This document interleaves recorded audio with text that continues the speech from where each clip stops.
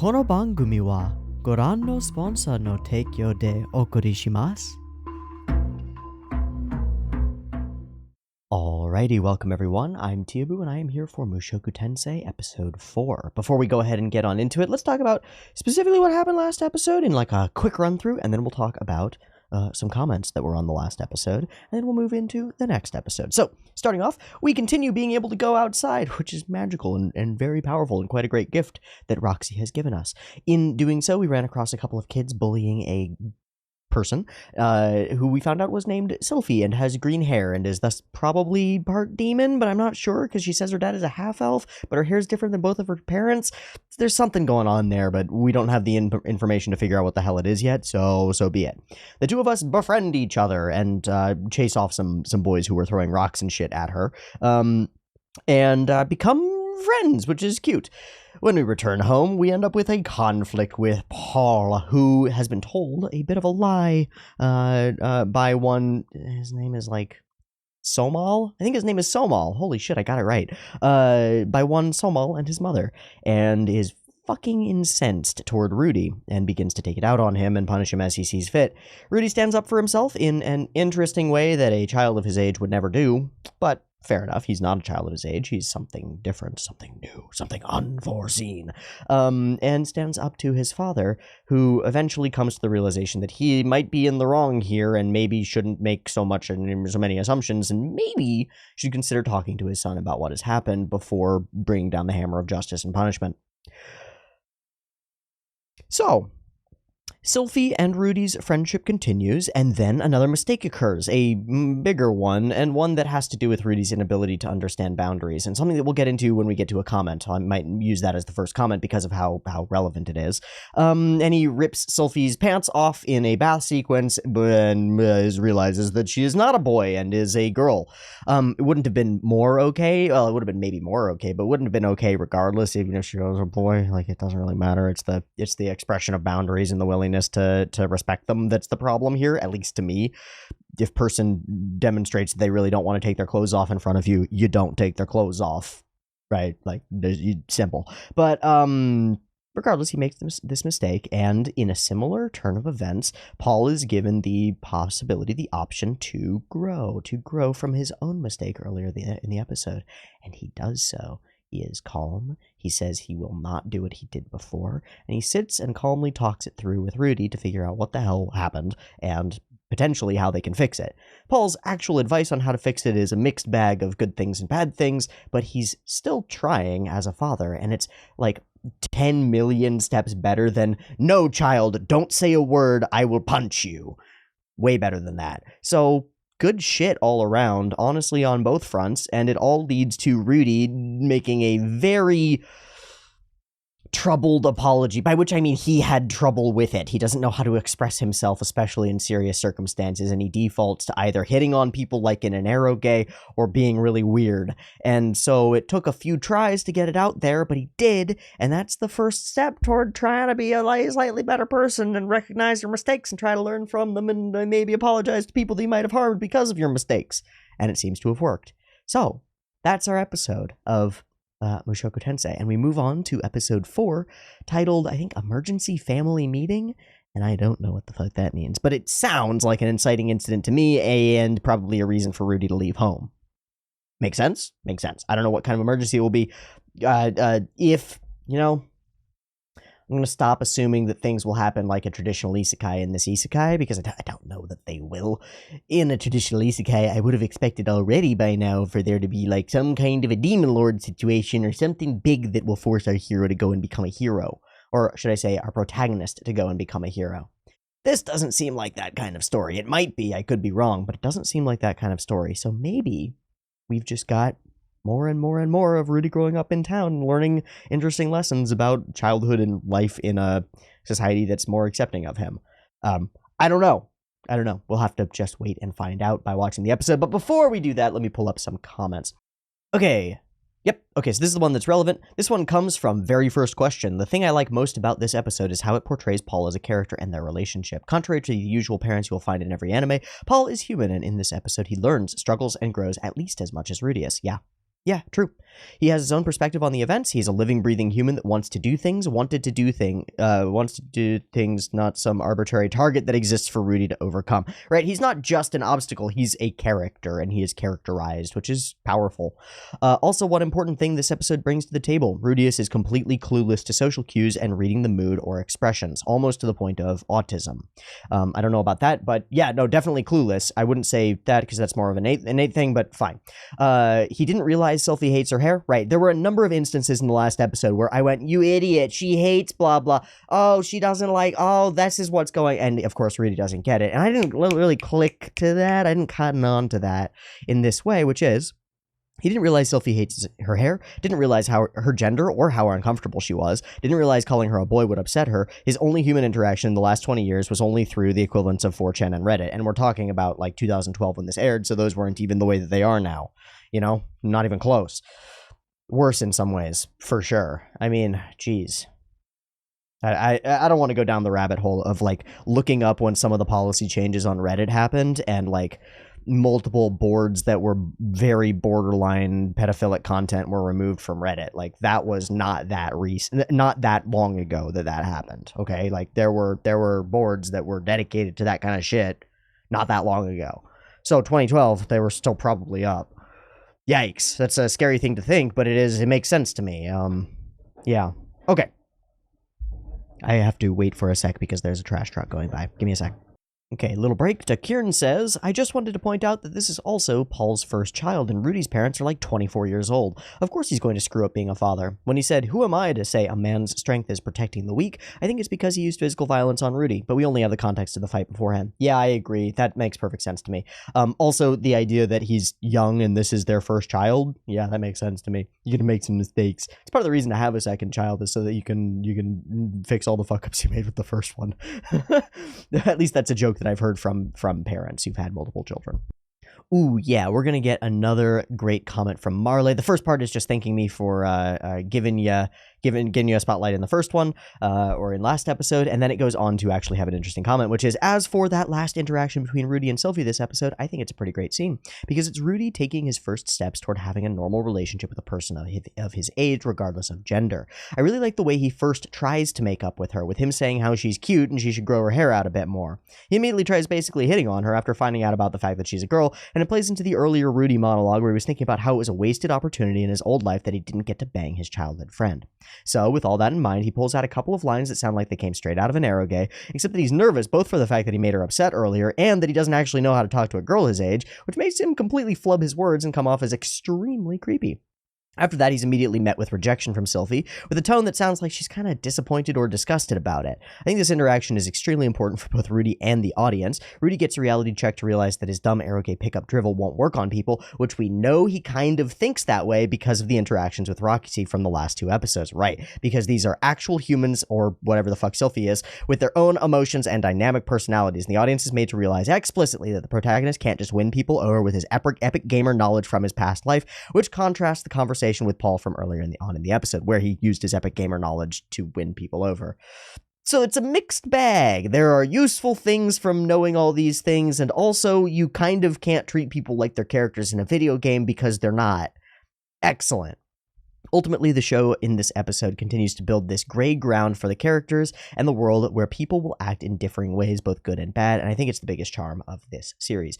I like this comment, Marley, and I think it's really good. You note a number of really important things here. The way that he tries initially to talk to Sylphie at the end sequence is exactly this. It's easy to look at it and read it as this is just a fool flubbing around. But when you actually take a step back and read it the way that you have, it makes perfect sense. He's trying what he knows because it's more comfortable, and he doesn't have the ability to jump out of that comfort zone until he's kind of forced to in those very last lines of the episode, and speaks for the first time from the heart, which is pretty fucking great. Anatham Suresh writes another great fucking comment. Thanks, Anatham. Enjoy the opening discussion a lot. It's usually my favorite segment of these reactions. Doesn't mean the rest is meh. I appreciate it, and I hope that I can keep it up. My favorite key takeaway from the opening discussion was regarding the difference between sexual content and sexualizing content. Primarily the difference, sexualization is an act of taking something and perverting it, which turns something otherwise healthy into something unhealthy. I think you nailed the through line of this episode being about boundaries. Rudy is learning about boundaries and reinforcing his own. For a 30-year-old, he has remarkably poor understanding of personal boundaries and respecting them. Yeah, absolutely. And for reasons that we understand, for sure. This is important education that I don't think he ever received in his past life. Yeah. We're touching on key developmental milestones for a child, even though our protagonist has 30 years worth of memories. Another thing I like about this episode is in the scene where Paul is trying to teach Rudy the purpose of strength. It's a simple exchange of dialogue. Paul, a man's strength isn't for pushing people around. Rudy, I know, father, a man's strength is for showing off to girls, right? Paul, right. Wait, no, that's not right.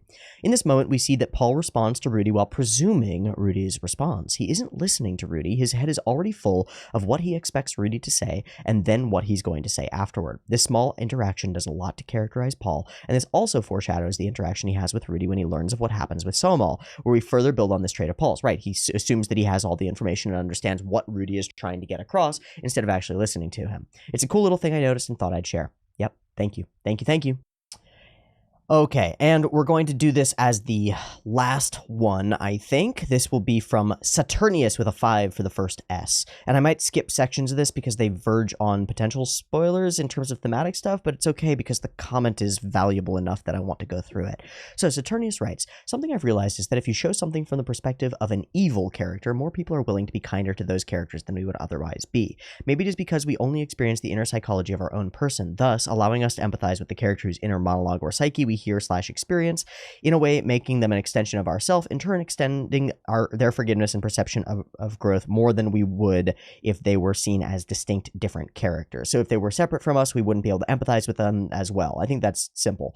It's beneficial for an individual to be more forgiving to themselves, allowing for more chances at self-improvement, as that's how people better themselves universally. Some people just have to start from the extremes due to their own actions. Okay, and here I think we get to what is more interesting in the comment. In my opinion, Mushoku Tensei was an ode— I don't know why you put a bunch of stars in there, but Mushoku Tensei was an ode to the neats of Japan as well as their society. It was an unfiltered presentation of what a significant portion of them are like in the medium they are most likely to read, an escapist fantasy of an isekai. BTW, MT was not the first story to be set in the six-faced world. I didn't know that was what the world was called, but okay. Subjugation of the King Dragon King was written before MT by Rifujin, and he quite literally paused writing that story to put MT out. At that time, it was 2012, the beginning of the SAO escapist fantasy isekai bubble. Coincidence? I don't know. I don't know if it's coincidence, but it's an interesting thing to bring up. Trying to show a more realistic world with mature problems despite their magical setting was a repudiation of the accusation that society is at fault for the way needs turn out. At the same time, since MT rarely ever caters to the karmic means of thinking where a good action must immediately be rewarded, or the more popular version where a bad action immediately punished, it is a world where Rudius' past life will never affect him in any way except through his own head. It gives him a blank slate for what he did previously, signifying that no matter what or who you were in life, you can start to change here and now. This is not merely kindness to pull in needs, but also a reflection on the whole of society of itself. Do people deserve second chances? Is universal kindness a virtue? Do you say the answer because you wish to appear virtuous, or because you truly are willing to accept the whole of humanity with all of its unpleasant nature on full display? Through these questions, the author wanted to show people a kinder outlook at themselves as well as others. I strongly suspect this kindness to be reflective of his own experience, where it was his mother's forgiveness which helped him through his own neat period of life. That's something that I didn't know. I didn't know that that Rifujin has some personal experience here and isn't just writing an archetypal character. Or that he was forgiven by his mother, and that's something that he claims is something important for his overcoming of those that part of himself. I don't know. At the end, Rudius serves as both the object of praise for trying and eventually succeeding to live a life without regrets, and also as the object of vilification for the family whom he failed as a son in his last life, and for who he was. The magic of MT serves as a link to these sides of him. Magic acts as a function of creative wonder and interest for him in an otherwise boring rural medieval environment. It establishes the worth in working hard to improve in a field of interest and earning income from it, thus repudiating the idea of getting everything for free in the traditional isekai escapist fantasy, both in a meta perspective and in a literal sense. That if Rudius worked on programming with as much dedication as he did magic, a path would have been possible in his previous life. that not all hope is lost, that things can be rebuilt, to endure, to improve, to at least struggle forward no matter what. Ultimately, even if people feel the anime has not communicated these ideas across perfectly at times, and they would be correct, as someone who read the entirety of the web novel, these are without a doubt what Mushoku Tensei was written for. A message that true change is impossible without a society willing to forgive and individuals willing to face hardship for that change.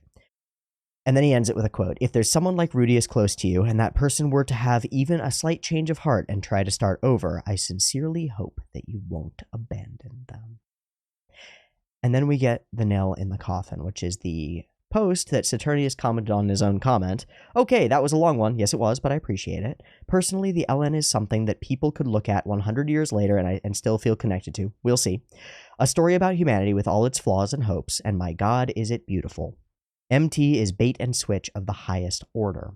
The fact that a significant portion of the population can't bear to stand it is, in my opinion, the cherry on top of it all. A story about humanity being rejected for being too gross just tickles all of my irony feathers in the best ways. But maybe I'm wrong. It is just my outlook on it, after all. I'm sorry if I spoiled too much thematically, a little bit, in trying to get my point across. I tried to avoid telling as much in-story information as possible while still making them comprehensive. This line that you say here is the fascinating part to me, and we needed the rest of it to get to this. It's like a story that needs all this build-up to get to a climactic finality or a big fight. It wouldn't be the same if you'd just written this. The fact that a significant portion of the population can't stand it is the cherry on the top. A story about humanity and all of its darkness and all of its potential good being rejected for being too gross tickles my irony feathers in the best ways. Me too. Me too. It is interesting, right? Because that's the response that Mushoku Tensei gets. In fact, it's more than that. It's not just a rejection of Rudy. It's a rejection of the whole show and anything attached to it. There is no redemption for Rudy, wrote Woofers on our last episode. There is no redemption for him. He has done evil, therefore he cannot change. Jeez. Can you imagine if we lived in a world like that? Jeez. What a dark, twisted place that would be. It's almost a type of predestination, predetermination. It removes free will from the equation. The idea that people can change is fundamental to the respect for people, right? There's a reason that our laws say everyone has a right to these laws, to life, liberty, and the pursuit of happiness. And there's a reason it doesn't say everyone has a right to these things, except people who have maybe done something evil. They get no redemption and no choice. Interesting. Very interesting thought to springboard off of and into the next episode of Mushoku Tensei. Okay, give me a sec.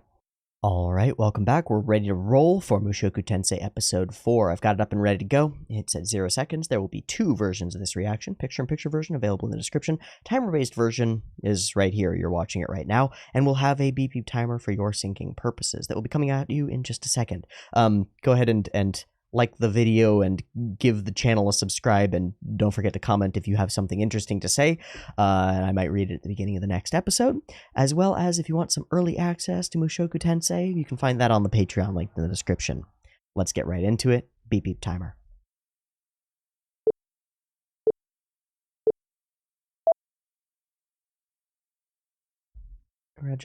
Baby! Baby!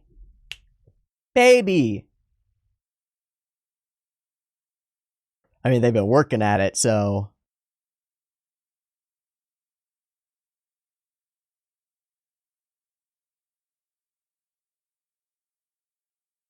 Of course. What a glorious day. Hello. How?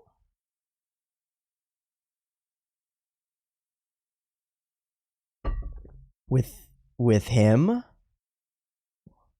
It's Paul.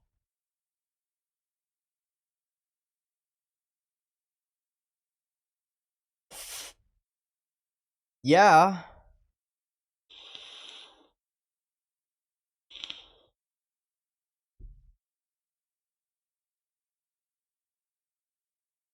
How is this gonna go? Oh, yeah. Uh-huh. It sure does not, Paul. Fuck! Wow.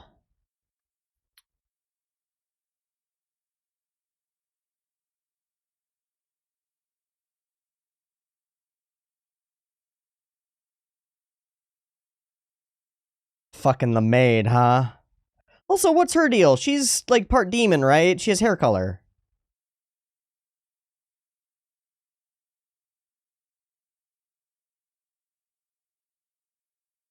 But life goes on. Or will it? Will this break things down in this household? I don't know.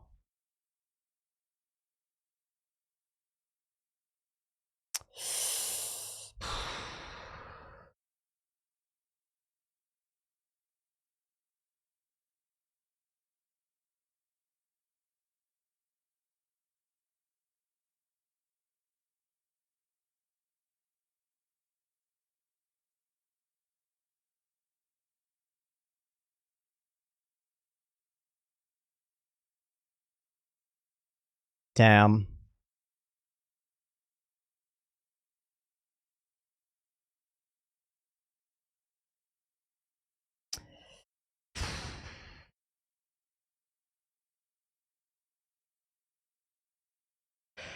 Oh, well, this isn't a fun place to start, but okay then.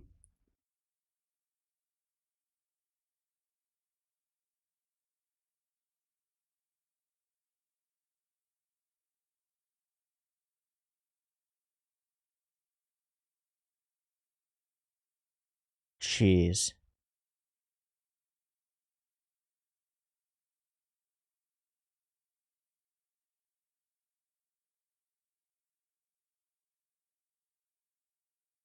She's gonna tell her to stay. Oh, yeah, you better stay out of this for a while, my guy.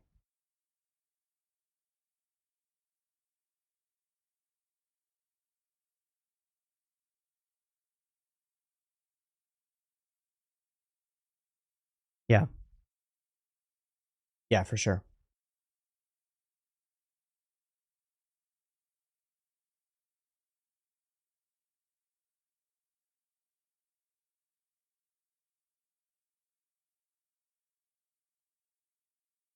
Well, it's 9 months from now, so it won't be winter anymore, right? Right. Right.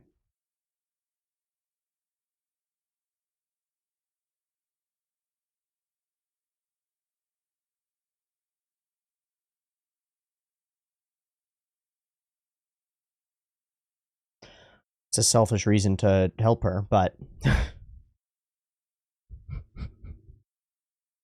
she has her own secrets. But she is suspicious of your ass. Oh, what are you gonna do, Rudy? Gonna do something too smart.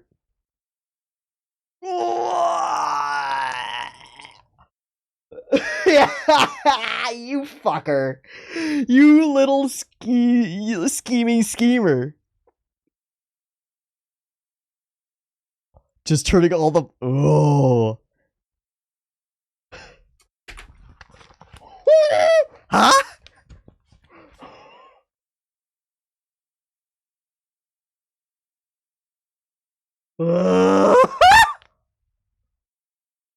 Oh, you son of a bitch. But he's gonna save Lilia's life and the child's. But of course she would say that. Ah, fucking scheming schemer. He did, yeah. No, for sure. Yeah, no, absolutely. To take 20% more awfulness in when you're already in the bottom of the bottom, it's perfect. Lilia's gonna notice this. She knows.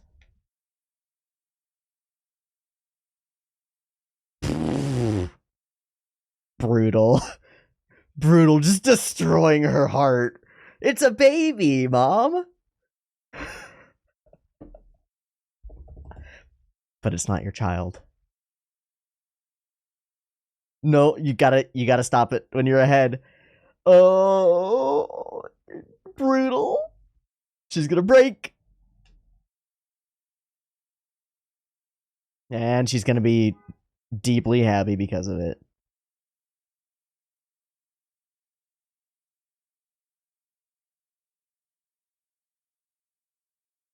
Big Pog. Your parents are gonna have a rough relationship. Yeah, good luck, Paul.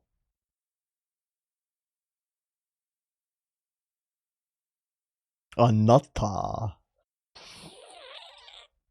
Yeah. Yeah, you fucked up real bad and you deserve this, dude. Got a lovely wife and you had to fuck around, huh? Why are people people?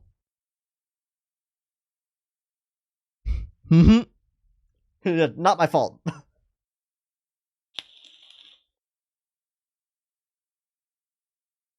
And how did he know how to do it? Is that true? Oh, of course it does. Okay. Yeah, makes sense.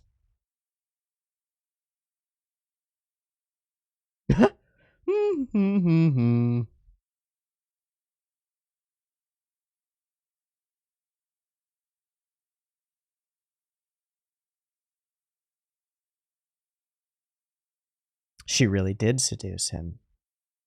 Assuming this is intentional, which I think it is. So, we're in control of camera now.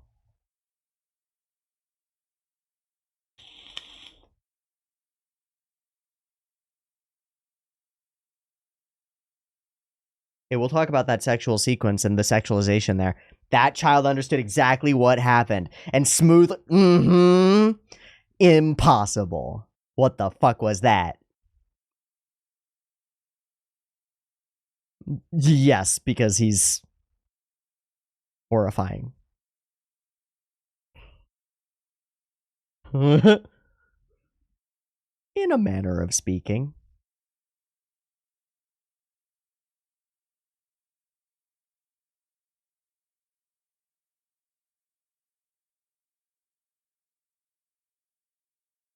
If, given that this is a medieval time. Okay. I don't know if dedicating that child's life to... Ugh. Oh shit, they're born.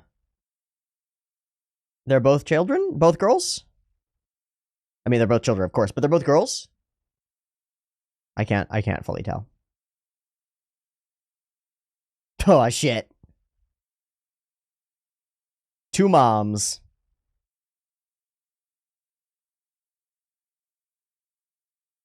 And they're working it out. That's fucking glorious, actually.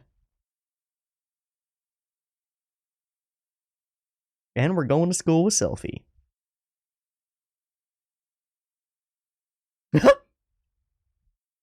Sure.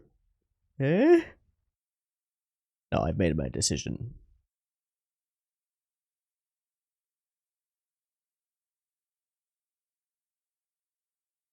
Really? Interesting.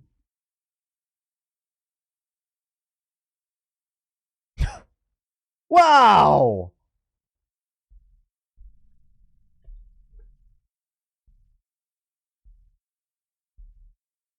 We're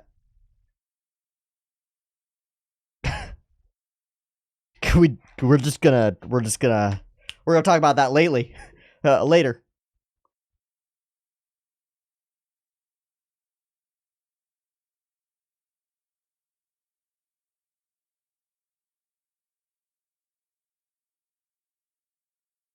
Sure.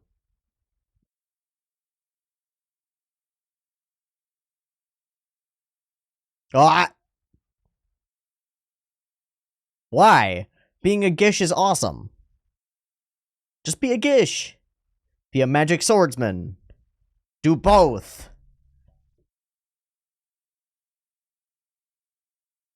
Not what he was thinking. Very cool.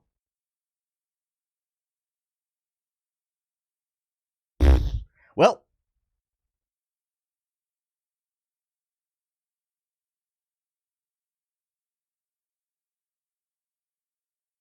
Yeah, no, she's hot. I get it. True. That. Aww.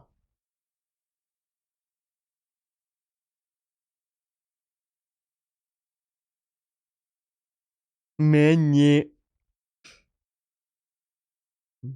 Attached as scum.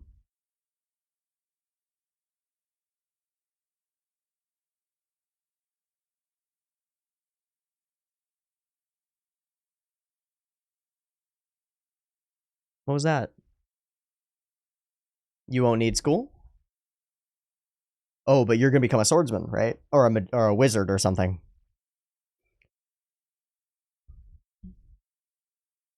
He does need it. Socialization. Oh. Well, he might be scared of it, though. Uh-huh.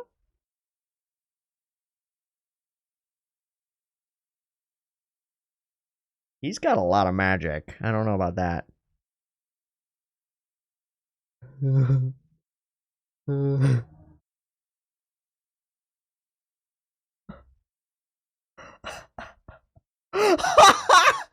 Fucking corsets. Fucking corsets.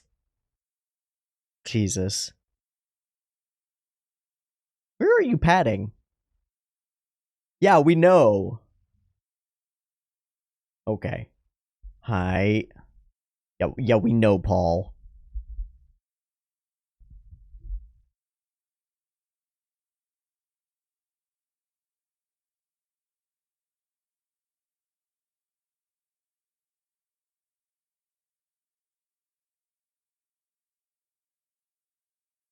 Ah.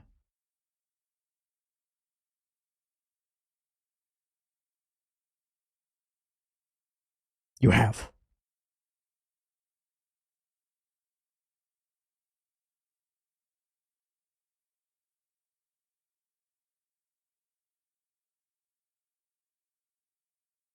Hmm.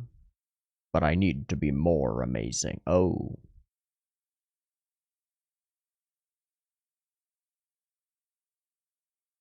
Mm.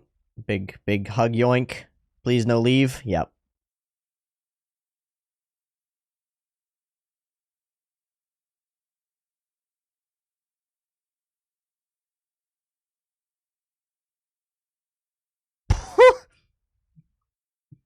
That's great. I love that she ugly cries.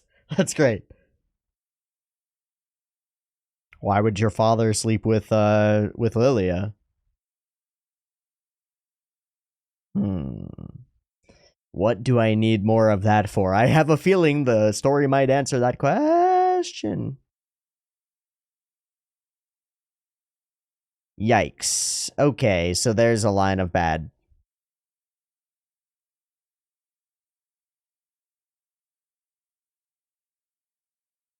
Nani?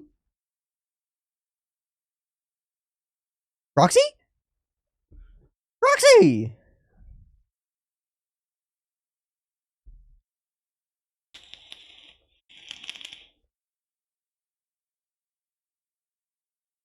Sweet.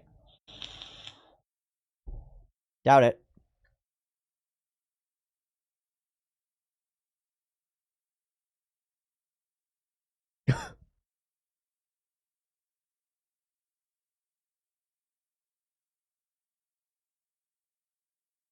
No. Oh, good. Good. Nice. She's up a step. He's just on fire. He hasn't grown at all, right? Not really. Maybe he has. I don't know.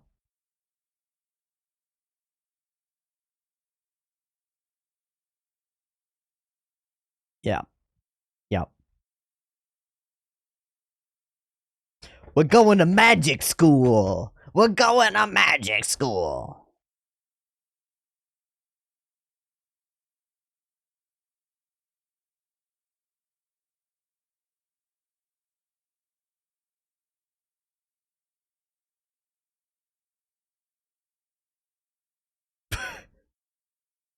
Fuck the holy relic. No.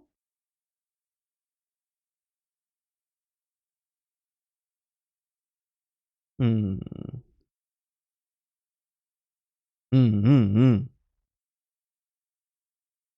Hello, tiny children.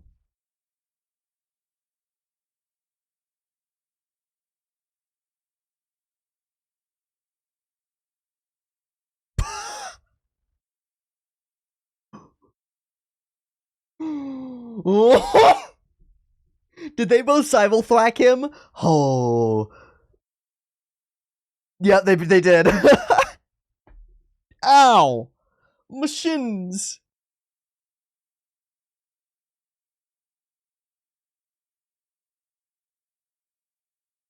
So I want her to come too. They just completely ignore him. Hmm.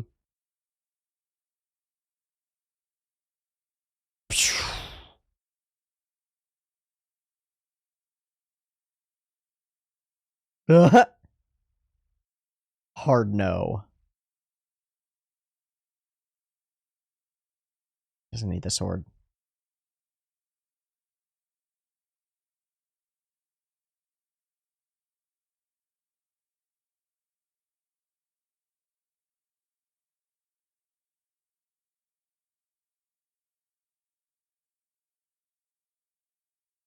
Yeah, what do y'all do for money? I don't know.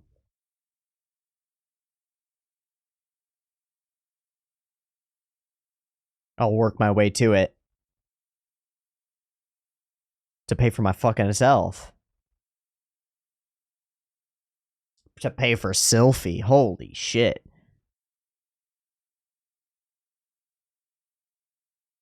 Nice. Well argued, little boy.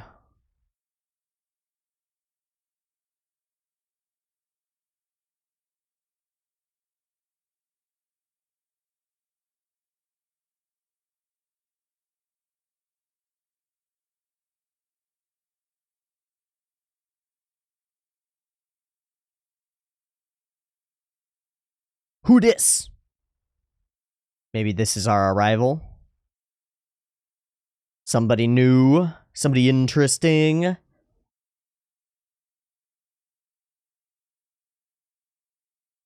Those are sharp claws. Was that a tail?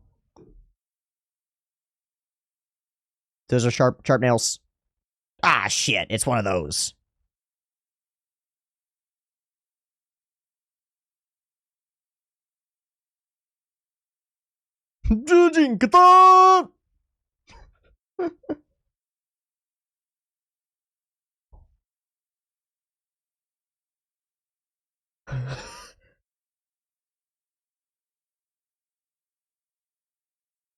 Eh? Eh? Oh, this is the job.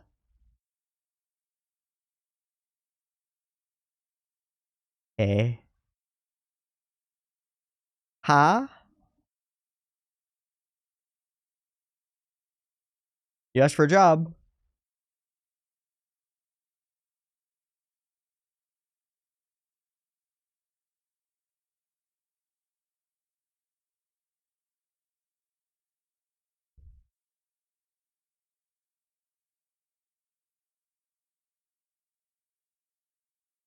No, at least he's learning. Oh, you're being sent to military school.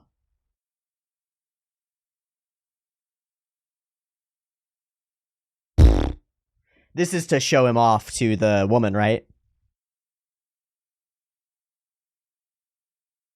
Oh, blast of air to propel himself. Very cool. Oh, and some goop to get him. Get gooped, Dad. But it's all he can do to evade. What is going on? Whoa!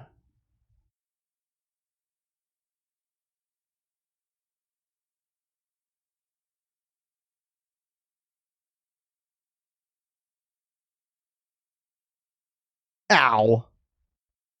Oh, he's just trying to knock him out. Yeah, so that he can set him up without arguing. I didn't get it. Now I get it. Hey, buddy. So you are forcefully separated from Sylphie, and you are on the road with this woman because Paul is making this happen. Titties. Sorry.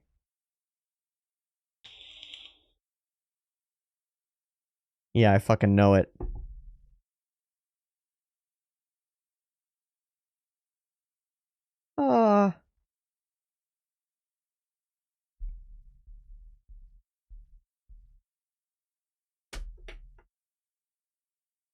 Yeah, what the fuck is happening? Did I just get abducted? Have I been sold? Alright, that was emergency family meeting. Here we go into ED.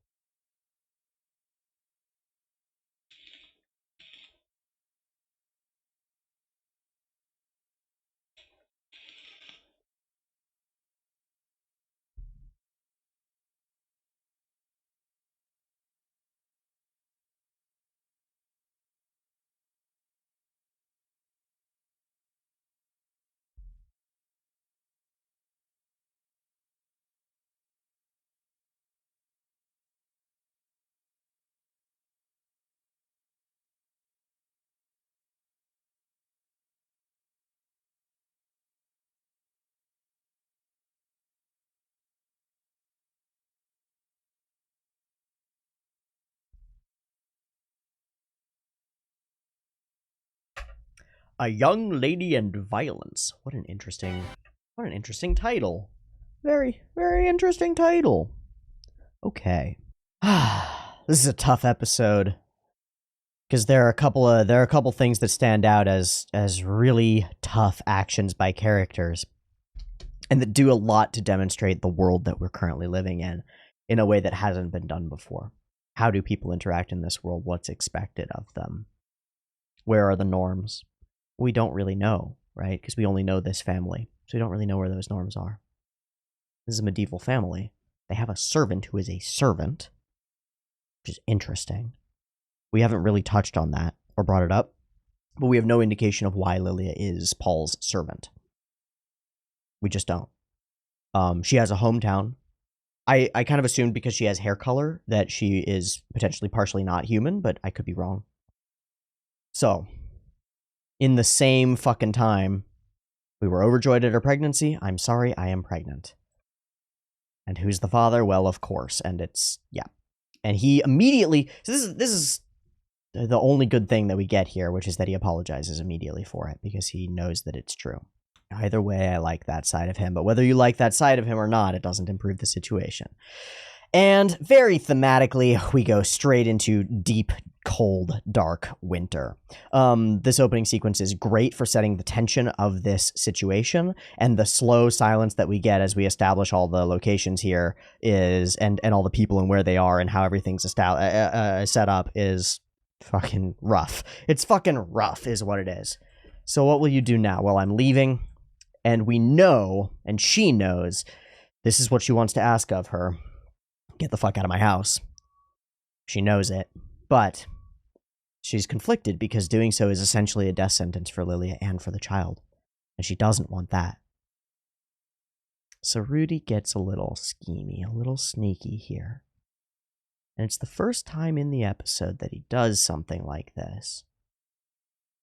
But there are two major instances of pure altruism. Semi-pure altruism from Rudy. I don't think he really gains much by keeping Lilia around, right? And yet, he chooses to try to save her, right? Now, he does so by shifting blame onto Paul, but Paul can take it, and he knows it. Paul's and as I said during the reaction itself, Paul's already at rock bottom, right? Taking on another 20% of bad juju isn't going to hurt him that much more. But I have nowhere else to turn. So Paul starts to speak up and, of course, is shut down immediately. And Rudy thinks it through and realizes that this is not possible. Even if there's just no way. I can picture her dying. I don't want Lilia to die, and Zenith seems conflicted too. But she can't, right? Because she is conflicted. I don't want Lilia to die a pitiable death either. I'm trying to play devil's advocate here and find a way to take this away from Rudy, okay? Do you know what I mean? Try to find a way to say, well, Rudy's really doing this in his own best interests, right? He's really just being a schemy conniver and doing this for himself. Because he wants Lilia around because she has big boobs? I don't think so. Because he thinks he's going to grow up better if there are more kids in the house? Don't think so. Hell, he doesn't want more kids in the house, remember? No more younger brothers, please. I can't think of a way to take it away from him, and I think that means it's well put together. He's doing this to try to help and save Lilia and an unborn innocent, and he manages to do it perfectly smoothly. Just a little bit suspicious for Lilia, but it's not something that Lilia is going to point out when it saves her own life. So this is the thing, though. He has to justify it. Okay, so here's the way that we take it away from him. He has to justify it to himself as a selfish behavior. Do you understand what I mean? He can't say, I want to do this because I want to protect Lilia. He has to say, I don't want Lilia to die. She's nice to me and does all these helpful things for me. And she hasn't told anybody about the panties. She's so nice to me. And that's why I want to keep her around. It's like a quid pro quo, and also a presumption of future benefits for me if I keep her around. But no, instead it's time I repaid the favor, and that's how he justifies it to himself. But as far as I can tell, it's a near purely altruistic act, which is pretty amazing for Rudy. So he gets puts this higher pitched voice on, higher than even his normal child voice. And is like, Kazan, more children. I'm so happy. Why is everyone so sad? I don't want Lilia to die. Everything will be great. And he just lines it up and spins a lie that father was threatening Lilia with something. He was telling her something impossible. And of course she won't admit it, but of course that's exactly the situation. It's not right for Lilia to suffer for something father did so wrong. Wouldn't it be nice for the new baby to have a friend? They'd both be my... And just absolutely demolishing her, which is wonderful. All right. And of course, this is bad. Okay, morality. It ain't good to sleep with a woman who ain't your wife. Of course, right? It's not a good idea. Do happen, though. let alone in the medieval era. God damn. Happens all the time now. Jesus. Is it a sin? A missing of the mark? Yes. Detrimental to the relationship, detrimental to yourself. It consists of lying, and lying is detrimental to you. It's bad. And he gets punished for it. To some extent, as would be reasonable. So we fast forward, and time goes on. Please don't take it out on me. And we bring it into her mind, where we get the other part of the story. Why was I saved? The pregnancy is my fault. It was me who seduced Paul. And she's not lying. Okay. So, we're going to get into a pretty sexual scene. I want to talk about it very specifically, because it's real interesting. It's the first time we've had sexy shots. Really, truly, the first time that we've had sexy shots. And we gotta talk about why, and in what context. So, first we get this. She's masturbating, right? Okay, yippee-ki-yay. We've seen this before. We focus on eyes, face, feet. Boom. Okay? Like, yeah, that implies enough. But, again, we're staying away from it. So now we get Paul watching. We get Lilia bathing. And we get the camera following, in many senses, following the washcloth. Here we go. Let me play it out. Boom. Titties. Boom. Okay? The legs. Boom. Getting really sensual with it. Boom. Okay? Why are we doing this? Well, because the cameraman's a pervert. Because the director's a perv, right? No. Who's in control of the camera right now? Seriously. Who's in control of the camera right now? You might be tempted to answer Paul, but it's not Paul. We're in Paul's eyes. But Paul doesn't have control over his eyes right now. Lilia does. She has control over the camera because she's doing this intentionally, as she says herself. She's trying to seduce him. She's trying to show off her body. She's trying to be sensual, and she is. It's the first time in this show that we've had a female character attempt to be sexual. A natural thing that women do, by the way. Shock. Crazy. Who would have thought that humans as sexual entities might revel in their own sexuality and potentially use it? And I don't mean like use and abuse it, but I mean use it. The courting and mating game that goes on between humans is one of mutual seduction, and to think that it's one of one side or the other is silly. It's one of mutual seduction. And Lilia, in this circumstance, is the seductress, and that's why she feels guilt. She's doing this. And that's why the camera focuses on her. This wouldn't work if the camera had ever focused on titillating sexual stuff when a character wasn't in control of the view. Wasn't in distinct control of the framing. It wouldn't work. It works because the camera has been so carefully restrained up until this point, and even here it is restrained. It's been so carefully restrained up until this point that this stands out dramatically as the first sexy scene in Mushoku Tensei, a show that has had multiple sex scenes, none of which have been sexy. This is sexy. Because Lilia is sexy, and she is acting sexy, right? Right? She is one with her physicality. Fucking good. Ooh, it's delicious. So Paul is the one being punished for giving in to desire and betraying Zenith. As is reasonable. Desire exists. You made an oath. Sorry, that's... Don't swear marriage oaths if you don't plan on keeping them. Like, I get it. It's a serious temptation and a reasonable temptation and one that many men are not equal to. Great. Still, you swore the oath. Come on. It also indicates something about this world. First off, I don't think there's contraception. Interesting. Nobody's thought of a cantrip for it yet. There's gotta be a way to do like water magic and cover your Johnson with something. I mean, for real, there's gotta be something. But whatever. But I was forgiven. Rudius forgave me. That child understood exactly what happened and smoothly guided the conversation to a compromise. This is dangerous territory. So she's been staying the hell away from him this whole time because, Jesus, I have to spend my life repaying him.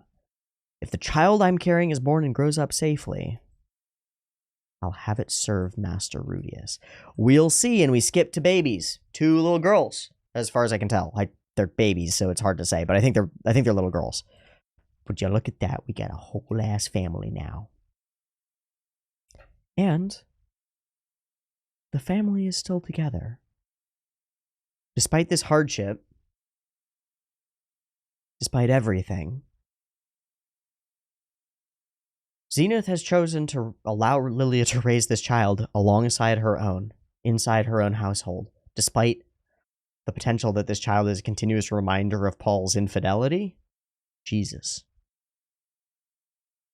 That's some serious stuff. That's the kind of decision that can tear a person apart.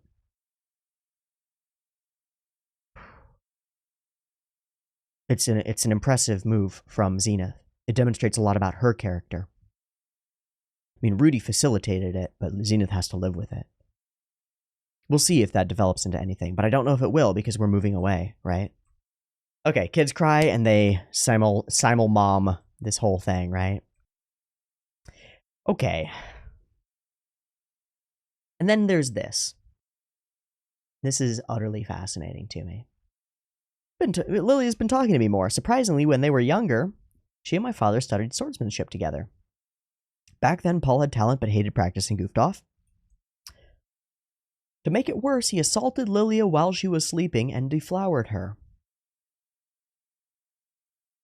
Then he fled the training hall. What a good-for-nothing.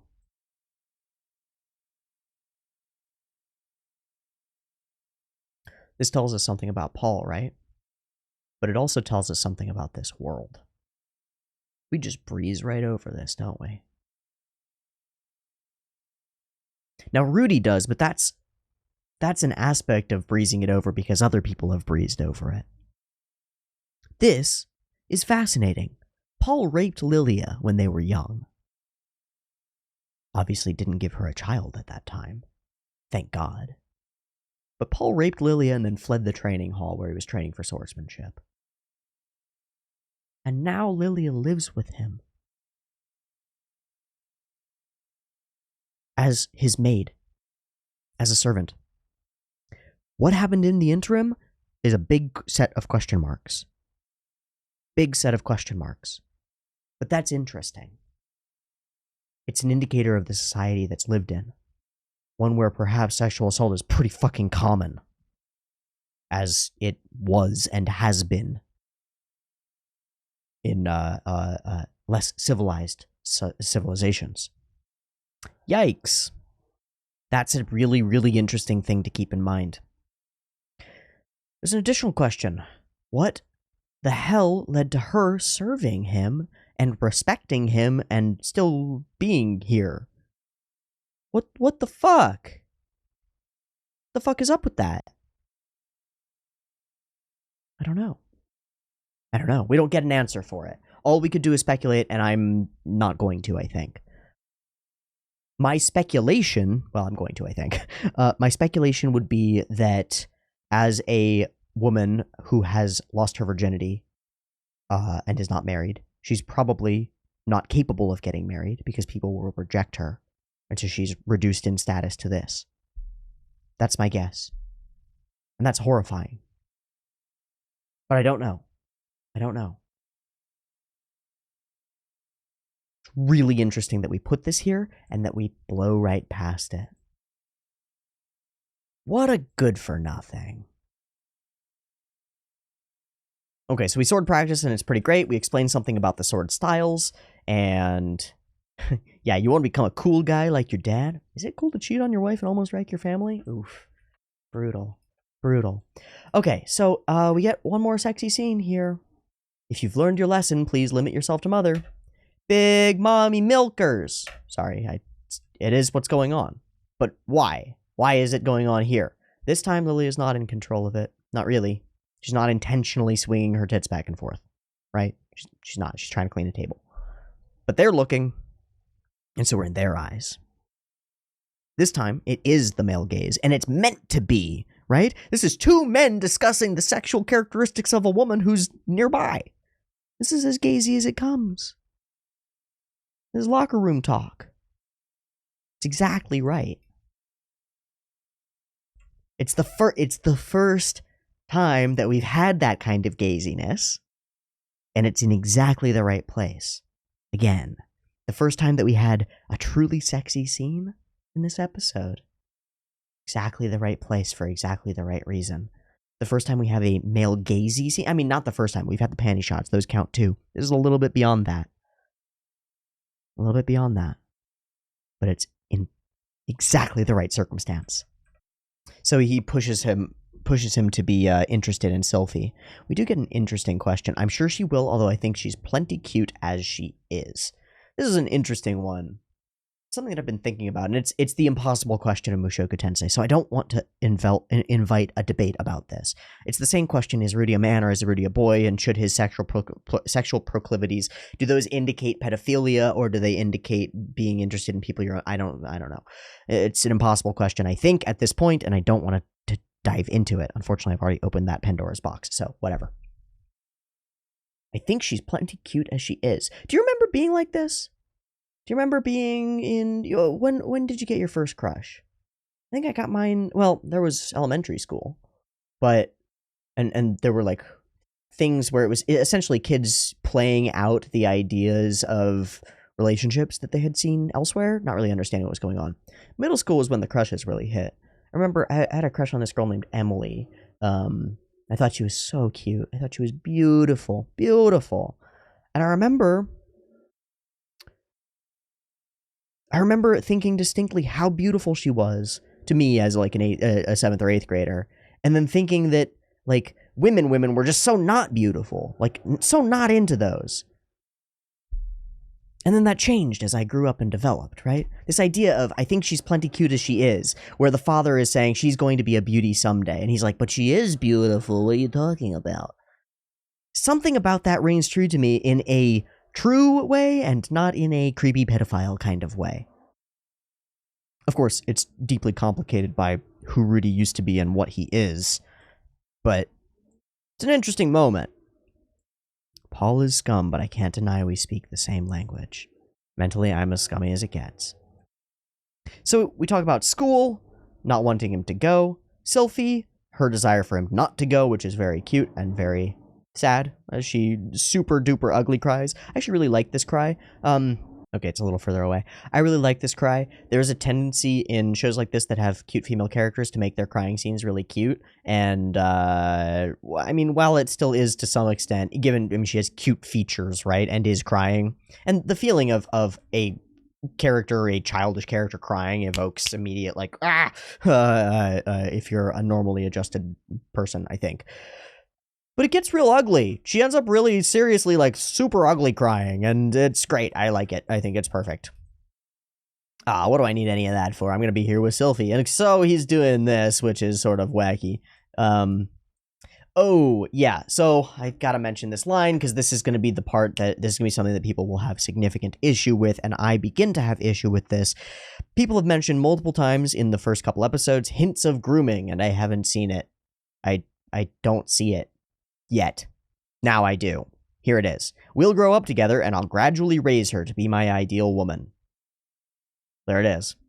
I don't know what to think about this. I haven't put much thought into it. Sorry. I'm not going to elaborate or elucidate. If you'd like to do so in the comments and how you feel about this sentence, I would welcome it. But I don't have the insight at the moment. I'll think about it.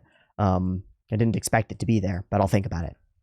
Okay, we get a cool-ass letter from Roxy, and we get two things in this that are interesting to me. They do say great men have great lusts. That's an interesting one. I'm actually going to look that up, see if that's a quote from anywhere. I come up with an article on the Jerusalem Post that talks about various quotes and things, but honestly, they're really not well accredited. There's a quote that says, our ancient sages had a very realistic view of human affairs. Whoever is greater than his fellow man, his lusts are greater too. But there's no actual, like, attribution for that quote, and when I search for it, I can't find it anywhere, so I don't know if that exists. I think in this context, though, it means his desires are greater too. Yeah, I don't know. It's an interesting line, and one that, again, indicates the viewpoint of a lot of people on sexuality in this world. At least little bits and pieces of it. Oh, this, and then, of course, she lights him on fire, which is fun. Of course, he isn't going to actually learn from it. And she tells him to seek admission to Ranoa, and also says that she's reached the next level of water god magic, and he has not, which is interesting and makes him feel a little bit behind. Just how pathetic I am. I'm not good enough at anything, and I don't want to disappoint. So he makes an unreasonable request, and they thwack him in the knees, or in the shins, which is lovely. And his request is, I want to go to university.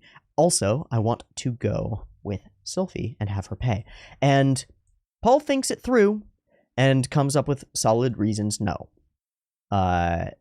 you're still learning the sword. I can't let you go now. Also, you're still young. I can't let you go. And also, we can't pay for Sylphie. That's too much. Very well, then get me a job as soon as possible so that I can help pay for her myself. This is another act of near pure altruism from Rudy. Now, it's not, because he thinks that he can groom Sylphie into the ideal woman. She's his only friend, and he's pretty desperate to keep her around, I think. But it's still altruistic to some extent, so it's a mixed bag. I think it's good. Well, I'll see what I can do. And he does what he can do, and that ends up being... meet the big titty muscle beast girl. Okay, I mean, I'm a fan of the character design. Step on me, mommy. But okay, it's one of them. One of them, their character designs. I'll bet she's very, very capable. And we get probably our most bombastic fight scene in the episode, which is that Paul attempts to knock Rudy out, and Rudy uses all sorts of magic to move himself and maneuver himself out of the way. My favorite is this blast of air, airbender style, to the side to bring him out of Paul's line of attack.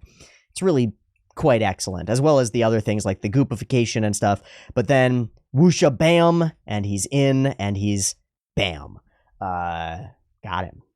So, Rudy awakens on a caravan heading to who knows where, and I guess he's not going to be getting any more swordsmanship practice from Paul for a while. So maybe that reason is out the window. Instead, he'll be getting it from Ghislaine? I think that's how it was pronounced. The aforementioned big titty muscle lady.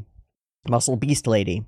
Fucking sick. I'm down. I'm glad. This will be interesting, and it's the potential for Rudy to seriously learn some stuff, because you can only learn so many things from your father, and I think it's important that this character is female and attractive, because this is the type of female and attractive character that will beat the shit out of Rudy if he tries anything, I think, and that's probably what he needs.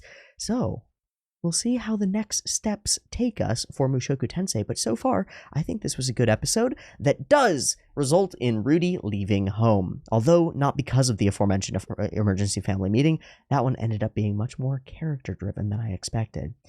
Fascinating episode, delves deep into character relationships, deep into sex in this world and sexuality in this world, uses of it, ways that it's happened, things in family dynamics that become complicated. A whole bunch of stuff mishmashed into this one it's a lot. It's a lot to think about, a lot to discuss, and a lot to enjoy. Okay, we're going to wrap there. Thanks so much for watching this episode of Mushoku Tensei. I will see you next week for the next episode. Drop any comments you like down in the comments. Subscribe to the Patreon if you'd like to, or to the channel if you just want to know when the next videos come out. And I will see you next week for the next episode. Thanks so much for watching. Peace.